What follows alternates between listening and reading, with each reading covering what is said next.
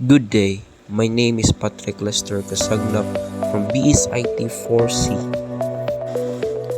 and now I'm going to tackle about web application system architecture and network architecture design. First, the web application system architecture. In this presentation, I explain how the system works from the client side to the back end and how the data flows throughout the application. It shows how the client, server, and database work together to handle user interactions, process requests, and deliver responses.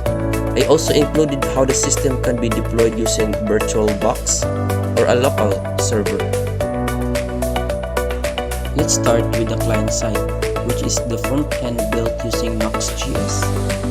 This is what users see and interact with the interface where they can log in, view data, submit forms, and more.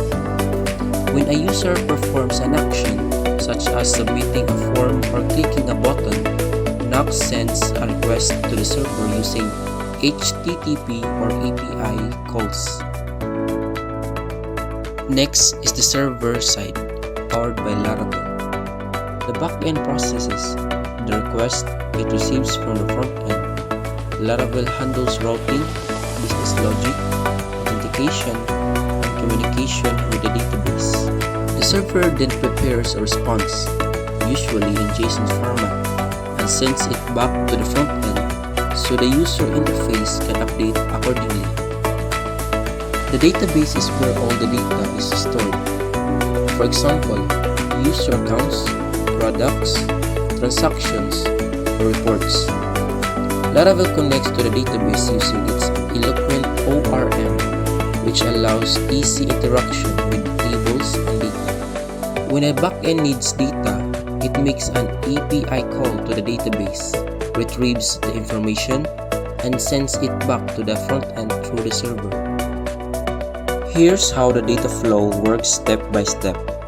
First, the client sends a request to the server, for example, to log in view a product list. Second, the server, built in Laravel, processes that request. Third, the server then interacts with the database to fetch up update data. Fourth, once the operation is complete, the server sends a response back to the client. Fifth, the client receives the data and displays it on the user interface. For deployment, this setup can run on a local server or VirtualBox environment. The local or virtual server hosts both Laravel and Nuxt applications, allowing developers to test, debug, and deploy the system efficiently before moving to a live production server. To summarize, Nuxt.js handles the front end, where users interact. Laravel powers the back end, managing logic and APIs. The database stores and provides data as needed. All components communicate seamlessly to deliver a smooth user experience. This architecture ensures scalability, efficiency, and a clean separation between the front end and back end layers. And now, I'll be presenting my network architecture design for a two-floor building. Here's the overall design of my network. The network is divided into two main segments, Floor 1 and Floor 2. Both floors connect to a main router that provides access to the internet. The router manages two subnets, 192.168.10.0-24 for Floor 1, 192.168.20.0-24 for Floor 2. The setup keeps both network isolated but still connected through the same router. Floor 1 is assigned to 192.168.10.0-24 subnet. The router's interface for this network is 192.168.10.1. All 10 PCs on this floor are connected to switch 1, which acts as a central connection point. The PCs are assigned IP addresses ranging from 192.168.10.10 to 192.168.10.19. The access point or AP1 is also connected to the switch to provide Wi-Fi connectivity for wireless devices on this floor. Moving on to floor 2, it uses a separate subnet 192.168.20.0-24. The router's interface for this subnet is 192.168.20.1. Similar to floor 1, floor 2 has its own switch called switch 2, connecting 10 PCs. The 10 PCs have IP addresses from 192.168.20.10 to 192.168.20.19. The access point or AP2 connects to switch 2, giving wireless access to users on the second floor. This separation ensures that each floor's traffic remains independent, improving performance and security. At the core of this design is the router, which connects both floors to the internet. The router has two interfaces, one for each subnet. It handles routing between the two floors and also acts as a gateway for internal internet access. For example, devices on floor 1 sends packet to 192.168.10.1, and those on floor 2 use 192.168.20.1 as their default gateway.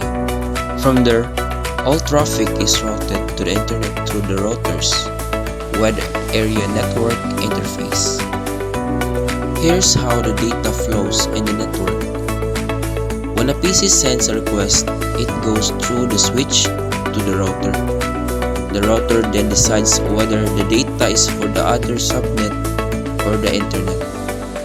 If it's destined for another device within the same subnet, the switch handles it directly. If the data is for a device on the other floor or the internet, the router routes it appropriately. This structure ensures efficient routing, minimal congestion, and clear network segmentation.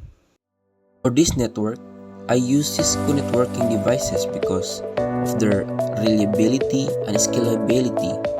Cisco routers and switches offer strong network performance, VLAN support, and easy subnet management. The Cisco Assist points ensure stable wireless coverage across both floors. This makes the entire setup ideal for both wired and wireless users in a small to medium-sized building. To summarize, each floor has its own subnet for better management. Floor 1, 192.168.10.0-24. Floor 2, 192.168.20.0-24. Each subnet connects through its own switch and access point. The router connects both networks and provides internet access. This design improves network efficiency, security, and ease of troubleshooting. And that concludes my presentation on network architecture design and Laravel plus Knox web application system works from end to end. Thank you for watching, and I hope this helped you understand how the two-floor network operates from end to end and helps you understand how data flows throughout my system.